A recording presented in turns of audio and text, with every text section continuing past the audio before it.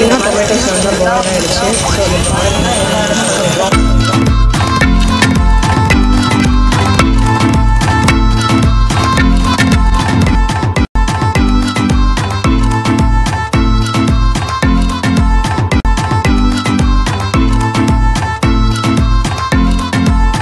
Hello hi friends, welcome to Sophie kitchen. இன்றைக்கி என்ன செய்ய போகிறோம்னு பார்த்தீங்கன்னா இட்லி பொடி செய்ய போகிறோம். ஃபஸ்ட்டு அதுக்கு பேனில் எண்ணெய் ஊற்றிக்கோங்க. எண்ணெய் கொஞ்சம் சூடானே அது கூட காஞ்ச மிளகாய் எடுத்து போட்டுக்கோங்க. காஞ்ச மிளகாய் போடும்போது நீங்கள் என்ன பண்ணிட்டீங்கன்னா காம்போடு போடுங்க. அரைக்கும் போது நம்ம காம்பு எடுத்துக்கலாம், இல்லைன்னா மிளகாய் வேலை பிரிஞ்சு கரிஞ்சு போயிடும். அதுக்காக தான் நம்ம காம்போடு போடுறோம். லைட்டாக நம்ம எண்ணெயிலே வதங்கி எண்ணெய் ரொம்ப கம்மியாக ஊற்றுங்க.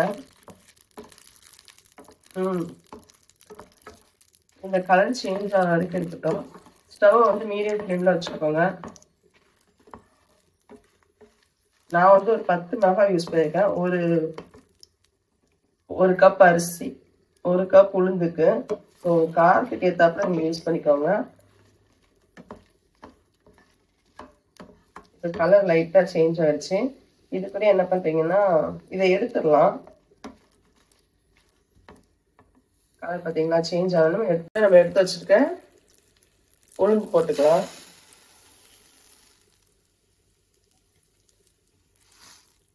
ஸ்டவ் மட்டும் மீடியம் ஃப்ளேம்லேயே வச்சு என்ன பண்ணுறீங்கன்னா வருங்க. ரொம்ப வேகமாக வச்சிங்கன்னா கரிஞ்சிடும். உளுந்தோட கலர் கொஞ்சம் சேஞ்ச் ஆகணும். அது வரைக்கும் இந்த எண்ணெயிலே வருங்க. எண்ணெய் கம்மியாகவே ஊற்றிக்கோங்க. நான் ஒரு அரை ஸ்பூன் போல் தான் எண்ணெய் ஊற்றிருக்கேன். இது நான்ஸ்டிக் பண்ணுறதால உங்களுக்கு எண்ணெய் தெரிஞ்ச மாதிரி இருக்குது. ஸோ நீங்கள் கம்மியாக ஊற்றிக்கலாம், இல்லை எண்ணெய் ஊற்றாமலே வறுக்கலாம். எண்ணெய் ஊற்றாமல் வறுத்தா கரிஞ்சு போயிடும். அதுக்காக தான் நான் எண்ணெய் ஒரு அரை ஸ்பூன் ஊற்றிருக்கேன்.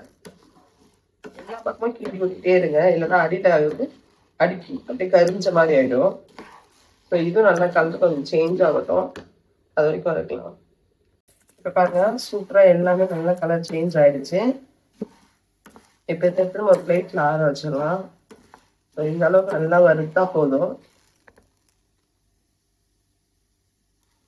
ரொம்ப கருப்பாகவும் இருக்க வேண்டாம். அப்புறம் ஒரு இட்லி பண்ணி கலர் சேஞ்ச் ஆகி கருப்பா தெரியும். இதுக்கு பதில் நீங்க வெள்ளை உளுந்து தான் யூஸ் பண்ணணும்னு கிடையாது, கருப்பு உளுந்து யூஸ் பண்ணலாம். அது ரொம்ப ஹெல்த்தியும் கூட, இன்னும் டேஸ்ட் நல்லா இருக்கும். அதோட வாசமே சூப்பரா இருக்கும். ஸோ நீங்க கருப்பு உளுந்து கிடைச்சிச்சுன்னா நீங்க கருப்பு உளுந்து கூட இதுக்கு யூஸ் பண்ணிக்கோங்க. இது நம்ம டிரான்ஸ்ஃபர் பண்ணிடலாம். பேனில் தான் ஒரு 2 ட்ராப் போல தான் நான் எண்ணெய் ஊற்றிருக்கேன். உங்களுக்கே தெரியும். இது கூட நம்ம எவ்வளோ ஆச்சுன்னா, இப்போ 1 கப் நம்ம உளுந்து எடுத்துருக்கோம்னா ஒரு அரை கப் கடலை பருப்பு சேர்த்துக்கலாம். இது மெஷரிங் கப்பில் தான் எடுக்கணும் அப்படின்லாம் கிடையாது. நீங்கள் நார்மலாக வீட்டில் எந்த கிளாஸில் எடுத்தாலும் சரி, எந்த அளவில் எடுத்தாலும் எடுத்துக்கோங்க. அது 1 கப் எடுத்துக்கலாம், இல்லை அரை கப் எடுத்துக்கோங்க. அதான் மெஷர்மெண்ட். இதையும் அப்படியே மீடியம் ஃப்ளேமில் கொஞ்சம் கலர் சேஞ்ச் ஆகிற வரைக்கும் அப்படியே வறுத்து எடுத்துக்கலாம்.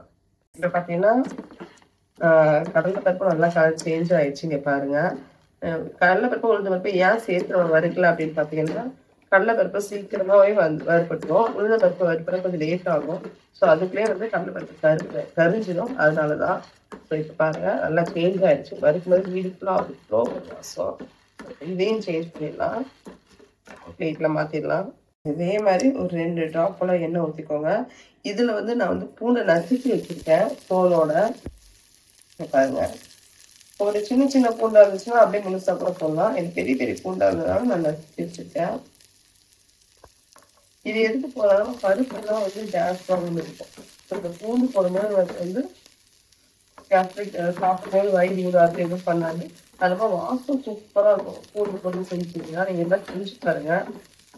நல்லா அந்த கலர் சேஞ்ச் ஆகிற வரைக்கும் இது இருக்கட்டும். அப்படியே நல்லா இது பண்ணுங்க, ஃப்ரை பண்ணிவிடுங்க. பாருங்க, பூண்டு நல்லா கலர் சேஞ்ச் ஆகிடுச்சு. இதுக்குள்ளேயும் எடுத்து வச்சுருக்க பெருங்காயம். நான் பெருங்காயம் கட்டி போடுறேன். ஒரு தூள் இருந்தால் நீங்கள் தூள் கூட யூஸ் பண்ணிக்கலாம்.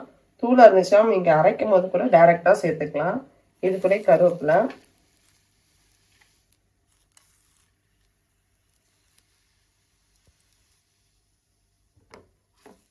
நல்லா ஃப்ரெஷ்ஷான கருவேப்பிலையாக இருந்தால் போடுங்க, வாசம் சூப்பராக இருக்கும்.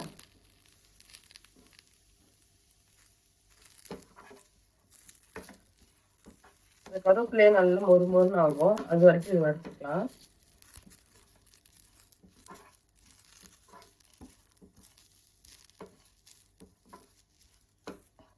அது இந்த பெருங்காயமும் நல்லா பொரிஞ்சு வந்துடும். இதுக்கிட்டே நம்ம ஏற்கனவே வறுத்து வச்சிருக்கோம்ல காஞ்ச மிளகாய், அதையும் இன்னும் வாட்டி போட்டுக்கலாம். இப்போ இன்னும் கொஞ்சம் நல்லா கிறிஸ்பி ஆகிடும். இப்பயும் உங்களுக்கு சவுண்ட் கேட்குதா? நம்ம ஃபஸ்ட்டே வறுத்ததுனால அது ஆறி போயிருக்கும். இது கூட ஒரு வாட்டி போட்டுக்கலாம். இது கூட இந்த சூட்லேயே இருக்கிற மாதிரி இந்த இட்லி பொடிக்கு தேவையான அளவுக்கு கல்லுக்கு போட்டுக்கலாம்.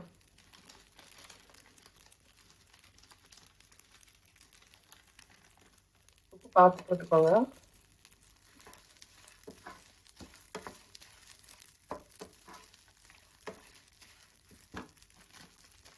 அவ்வளோதான். இப்போ இது எல்லாத்தையும் எடுத்து நம்ம ஒரே பிளேட்டில் மாற்றிட்டு சூடு கொஞ்சம் ஆறுனதுக்கப்புறம் நம்ம வந்து அரைச்சிக்கலாம். அதுதான் இப்போதான் மலை இட்லி பொடிக்கு எல்லாமே வறுத்தாச்சு. நீ அரைக்க வேண்டியதான். இதையும் இந்த பிளேட்டில் மாற்றிக்கலாம். சூடு ஆனோடனே நம்ம அரைச்சிடலாம். நம்ம ஏன் உப்பு போடுறோம்னா அரைக்கும் உப்பு போட பார்த்தா அது உருகுன மாதிரி ஒரு மாதிரி இருக்கும். அந்த உப்புல இருக்க தண்ணி எல்லாம் இப்போ அந்த சூட்லேயே வந்து போயிடும். அதுக்காக தான் எப்பயும் உப்பு வருது. இல்லை இந்த கல் உப்பு இல்லை தூள் உப்பு தான் இருக்குன்னா நீங்கள் அரைக்கும் போது கூட போட்டுக்கலாம். இல்லை வறுத்து வச்சிருக்கிறதுல சூடோட போட்டிங்கன்னா போதும்.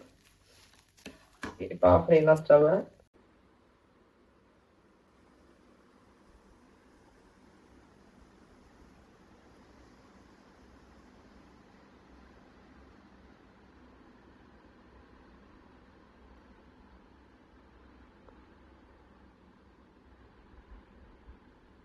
ஃபஸ்ட்டு மிக்ஸி ஜாரில் வந்து காஞ்ச மிளகாய், பூண்டு, கருவேப்பிலை இதை போட்டு உப்பு சுற்றிடலாம். அதுக்கப்புறமே வந்து நீங்கள் வந்து எல்லாத்தையும் போட்டு அரைச்சிக்கலாம். இப்போ பாருங்கள், இட்லி பொடி அரைச்சாச்சு. இந்த மாதிரி கொஞ்சம் பரபரப்பாக இருக்கணும். அப்போ தான் சாப்பிடும்போது டேஸ்ட்டாக இருக்கும். ஸோ இப்போ எடுத்துடலாம்.